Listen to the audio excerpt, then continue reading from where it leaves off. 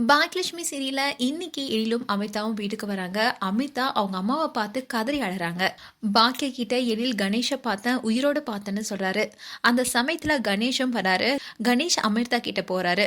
அப்போ அமிர்தாவுடைய அம்மா தள்ளி போனோம், உங்க பையனை என் பொண்ணு பக்கத்துல வர வேணான்னு சொல்லுங்கன்னு சொல்றாங்க. கணேஷ் அவங்க அம்மா கிட்ட அமிர்தாவை வர சொல்லுங்கம்மா, அவ என் பொண்டாட்டி தானு சொல்றாரு. அமிர்தா அம்மா அமிர்தா இதுதான் அவளுடைய குடும்பமா நினைக்கிறா, நிலாவும் அவங்களதான் தாத்தா பாட்டியே நினைக்குதுன்னு, நீ திடீர்னு செத்து போனா என் பொண்ணு அழணும், நீ வந்தா சிரிக்கிறதுக்கு அவ பொம்மையானு ரொம்பவே எமோஷனலா பேசுறாங்க. கணேஷ் அம்மா எழுக்கிட்ட நீ கணேஷ் நிலைமையில இருந்து யோசிச்சு பாருன்னு கையை பிடிச்சு கேக்குறாங்க. இன்னொரு பக்கம் அமிர்தாவுடைய அம்மா நீ எல்லாத்தையும் தெரிஞ்சுக்கிட்டு தானே கல்யாணம் பண்ண, என் பொண்ணை விட்டுறாதுன்னு கெஞ்சுறாங்க.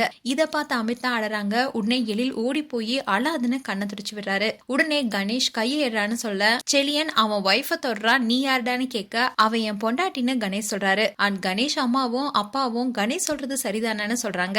ஈஸ்வரி பாட்டி நீங்க எழில் கல்யாணத்தை நிறுத்தி தானே கல்யாணம் பண்ணீங்க, இப்போ அமிதாவை அனுப்புன்னு சொன்னா அனுப்பணுமா, என் பேரன் கலங்கி நிக்கிறானே அவன் என்ன பண்ணான்னு அழறாங்க.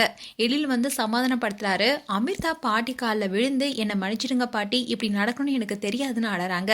எழில் அமிதாவை சமாதானப்படுத்தி கண்ணை தொடச்சு விடுறாரு. உடனே கணேஷ் வந்து கையை ஏறா, அவ ஏன் பொண்டாட்டின்னு சொல்லிட்டு அமிர்தா கிட்டயே நான் பேசிக்கிறேன்னு, நான் உன்னை நல்லா பாத்துக்கிறேன் வா போறான்னு அமிர்தாவை கூப்பிடுறாரு. எழில் இடிஞ்சு போய் நிக்கிறாரு. இதுதான் இன்றைய எபிசோடா வரப்போகுது.